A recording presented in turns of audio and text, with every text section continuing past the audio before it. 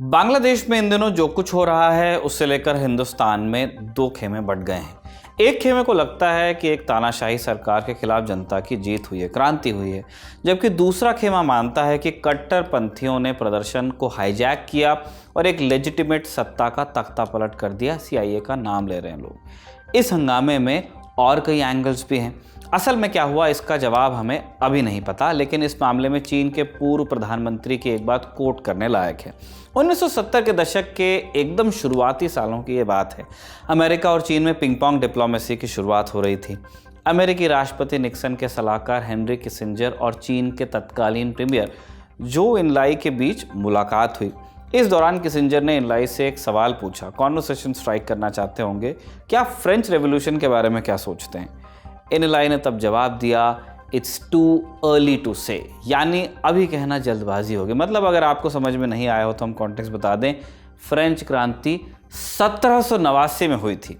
इसी हिसाब से बांग्लादेश में क्या और क्यों हुआ, असली कहानी हमें उस इतिहास से पता चलेगी जो आगे चलकर लिखा जाएगा। फिलहाल हम चलते हैं उस इतिहास की तरफ जो लिखा जा चुका है। नमस्ते, मैं हूं निखिल और आप देख रहे हैं ऐतिहासिक किस्सों कहानियों से जुड़ा रोजाना का कार्यक्रम तारीख, जिसमें आज जानेंगे बांग्लादेश के लोग भारत के बारे में क्या सोचते हैं। बांग्लादेश में स्कूल की किताबों में हिंदुस्तान के बारे में क्या पढ़ाया जाता है।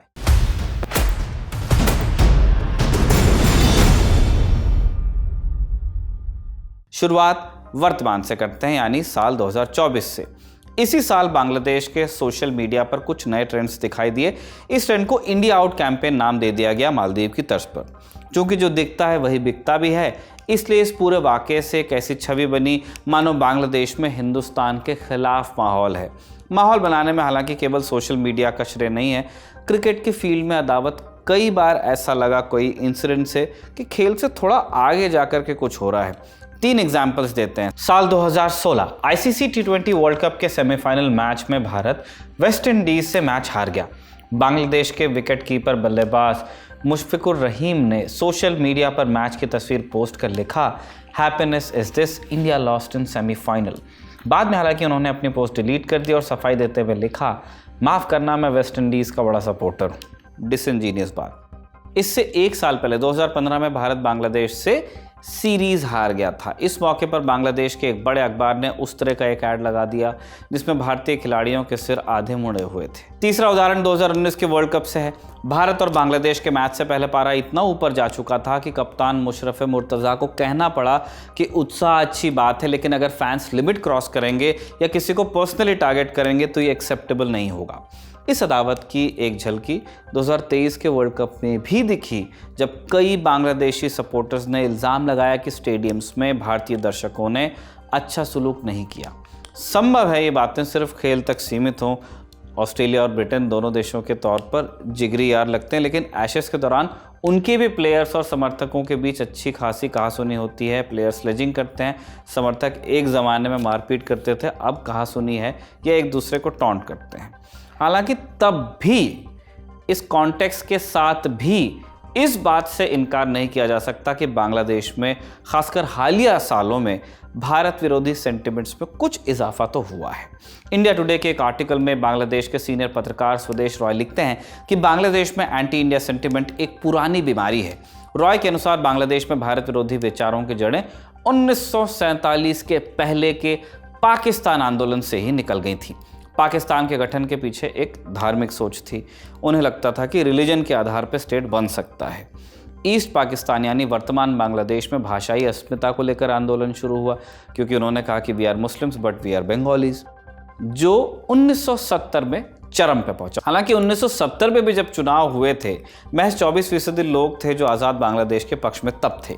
बाद में जब टिक्का खान ने बांग्लादेश में कत्लेआम शुरू किया, नरसंहार किया, तब जाकर बहुमत ने आज़ाद बांग्लादेश की अहमियत को समझा कि इनके साथ रहने में हमारा हित नहीं है। अब यहाँ जितनी बातें हमने कही, आपको शायद लगे कि अधिकतर बांग्लादेशी भारत विरोधी होंगे, लेकिन क्या ये बात पूरी तरह से सही है? साल 2014 में प्यू रिसर्च ने एक पोल किया जिसमें एशिया के तमाम देशों के नागरिकों से दूसरे देशों के बारे में विचार पूछे गए। इस पोल में जब बांग्लादेश के लोगों से भारत के बारे में राय पूछी गई तो 70% लोगों ने पॉजिटिव बातें कही। ये पोल वैसे 10 साल पुराना है, संभव है आंकड़े बदले हों, लेकिन फिर भी इस पोल से कहीं नहीं लगता कि बांग्लादेश की बहुसंख्यक जनता अचानक भारत विरोधी हो जाएगी। ऐसे में सवाल उठता है कि इंडिया आउट कैंपेन और बाकी उदाहरणों का क्या? प्यू रिसर्च पोल से ही इसका जवाब भी मिलता है। इसी पोल में जब लोगों से पूछा गया कि वो किस देश को सबसे बड़े थ्रेट के रूप में देखते हैं, बांग्लादेश के 27% लोगों ने इंडिया का नाम लिया। अब थ्रेट्स के मामले में इंडिया टॉप चॉइस थी, मतलब खतरे के मामले में बाकी देशों का नंबर भारत से पीछे था। तुलना करें तो सेंटिमेंट दोनों तरह के हैं बांग्लादेश में। बांग्लादेश की बहुसंख्यक जनता भारत के प्रति फेवरेबल नजरिया रखती है, जबकि भारत को खतरा मानने वालों की भी बहुत बड़ी संख्या बांग्लादेश में ही बसती है। ये विरोधाभास क्यों है? इस सवाल का उत्तर जानने के लिए हमें इतिहास में जाना होगा। बांग्लादेश की स्कूली किताबों में हिंदुस्तान के बारे में क्या पढ़ाया जाता है, ये जानने के प्रयास में हमने कक्षा 9वीं और 10वीं की एक किताब पढ़ी, बांग्लादेश एंड ग्लोबल स्टडीज, हमने यानी कमल ने। इसमें हिस्ट्री, सिविक्स, इकोनॉमिक्स, ज्योग्राफी सब आते हैं।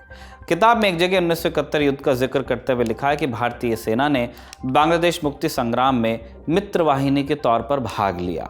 पाकिस्तान आर्मी को हराने में उनका योगदान भुलाया नहीं जा सकता। आगे लिखा है कि युद्ध के बाद बंगबंधु मुजीबुर रहमान ने भारतीय प्रधानमंत्री इंदिरा गांधी से रिक्वेस्ट की कि फौज को वापस बुलाएं अपनी, ताकि स्थानीय और अंतर्राष्ट्रीय बिरादरी को प्रोपेगेंडा फैलाने का मौका न मिले। मार्च 1972 में भारतीय सेना ने बांग्लादेश छोड़ दिया।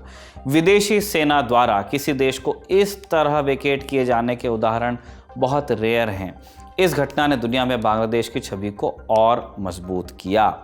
ये हमने बांग्लादेश की टेक्स्ट बुक को कोट किया। हमने कुछ और किताबें भी देखी, लेकिन कहीं नहीं दिखा कि इतिहास को गोलमोल किया गया हो जैसा पाकिस्तान में मिलता है। पाकिस्तान में पढ़ाई जाने वाली इतिहास की किताबों के बारे में हम एक एपिसोड में चर्चा कर चुके हैं। उस लेवल की हेराफेरी बांग्लादेश की किताब में हमें नहीं मिली। बाकायदा अधिकतर जगह 1971 के युद्ध में हिंदुस्तान के योगदान को बताया गया है। क्लास 7th में पढ़ाई जाने वाली हिस्ट्री और सोशल साइंस की किताब कहती है, भारत ने बांग्लादेश की मुक्ति वाहिनी को हथियार दिए, करीब 4000 भारतीय सैनिकों ने अपनी जान दी। इस तरह भारत ने बांग्लादेश की आज़ादी में एक महत्वपूर्ण रोल निभाया। किताबों से इतर कुछ और चीज़ें छानने की कोशिश में हमें साल 2012 की BBC की एक रिपोर्ट भी मिल गई, जिसके मुताबिक नोआखाली में आज भी लोग गांधी को याद करते हैं। पार्टीशन से कुछ समय पहले बंगाल में दंगे शुरू हो गए, तब नोआखाली में हिंदुओं को निशाना बनाया जा रहा था। ऐसे में गांधी नोआखाली गए और गांव-गांव घूमकर लोगों को शांत कराया। BBC की रिपोर्ट के मुताबिक नोआखाली में एक गांधी आश्रम ट्रस्ट बनाया गया है। ट्रस्ट की मेंबर झरनादी चौधरी बताती हैं कि मार्च 1947 में गांधी जब नोआखाली से वापस लौटे, उन्होंने अपने कुछ शिष्यों से वहीं रुकने को कहा और वादा किया था कि एक बार फिर वो आएंगे।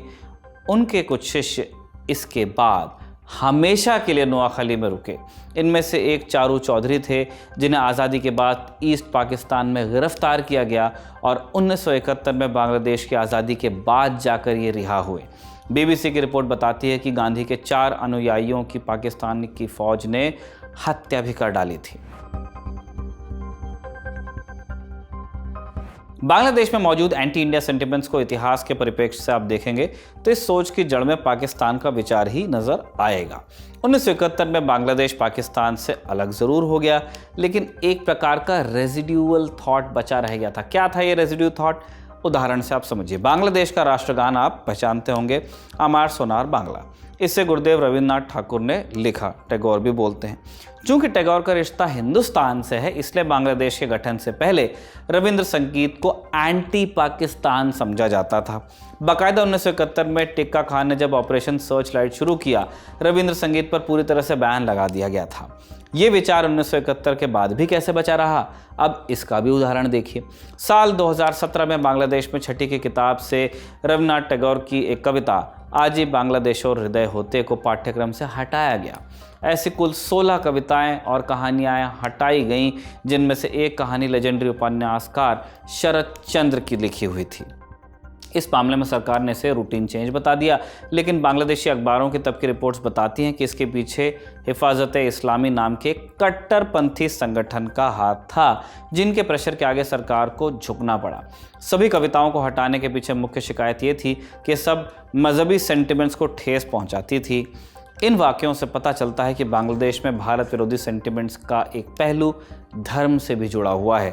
जबकि बांग्लादेश के गठन के वक्त बांग्लादेश के राष्ट्रपिता मुजीबुर रहमान ने कहा था कि मुस्लिम अपने धर्म का पालन करें, हिंदू, बौद्ध, ईसाई अपने धर्म का पालन करें, हम सिर्फ धर्म के राजनीतिक इस्तेमाल का विरोध करेंगे। मुजीब एक सेक्युलर बांग्लादेश बनाना चाहते थे, हालांकि उनकी हत्या के बाद बांग्लादेश को इस्लामिक राष्ट्र घोषित कर दिया गया। पाकिस्तानी रेजिडुअल थिंकिंग का एक और उदाहरण भी है, आपको बताते हैं। भारत की पूर्व प्रधानमंत्री इंदिरा गांधी पर एक इल्ज़ाम लगता रहा। 1971 युद्ध के बाद उन्होंने पाकिस्तान के 90,000 युद्धबंदी यूं ही रिहा कर दिए, इस्तेमाल नहीं किया किसी डील के लिए। इस प्रसंग की चर्चा हम तारीख में पहले भी कर चुके हैं। डिटेल्स में जाएंगे तो आपको पता चलेगा कि युद्धबंदी रिहा करने के पीछे एक बड़ी वजह यह थी कि इंदिरा मुजीब की जल्द से जल्द रिहाई चाहती थी, जो उस समय पाकिस्तान की जेल में कैद थे। बांग्लादेश की स्थापना के बाद इंदिरा और मुजीब ने एक फ्रेंडशिप ट्रीटी साइन की थी, जिससे बाद में बांग्लादेश की एक बड़ी पार्टी बांग्लादेश नेशनलिस्ट पार्टी ने ट्रीटी ऑफ स्लेवरी की संज्ञा दे दी थी। इसी कारण 1997 में जब इस ट्रीटी की अवधि पूरी हुई तो इससे रिन्यू नहीं किया गया। वर्तमान में बांग्लादेश की जनता भारत के बारे में क्या सोचती है, इसकी हकीकत जानने के लिए शायद हमें एक और प्योर रिसर्च पोल का इंतज़ार करना पड़े, लेकिन इतना पक्का है कि पाकिस्तान का रेसिड्यू थॉट जब तक बांग्लादेश में मौजूद रहेगा, वहाँ पाकिस्तान के सुर में सुर मिलाने वाली कई आवाज़ें उठती रहेंगी। सच छिपाया जाएगा, झूठ लिखा जाएगा। सच छिपाने का, झूठ लिखने का असर क्या होता है, इसके लिए हम आपको एक पुरानी कहावत के साथ छोड़ चलते हैं, जो कहती है कि ज़मीन में झूठ का बीज बोया जाए तो फलों में खून का स्वाद आता है। इसी नोट पर तारीख के इस शानदार एपिसोड को हम कंक्लूड करते हैं। ऐसा कमल ने लिखा और विजय ने आपके लिए रिकॉर्ड किया। आप देखते रहिए दी ललन टॉक।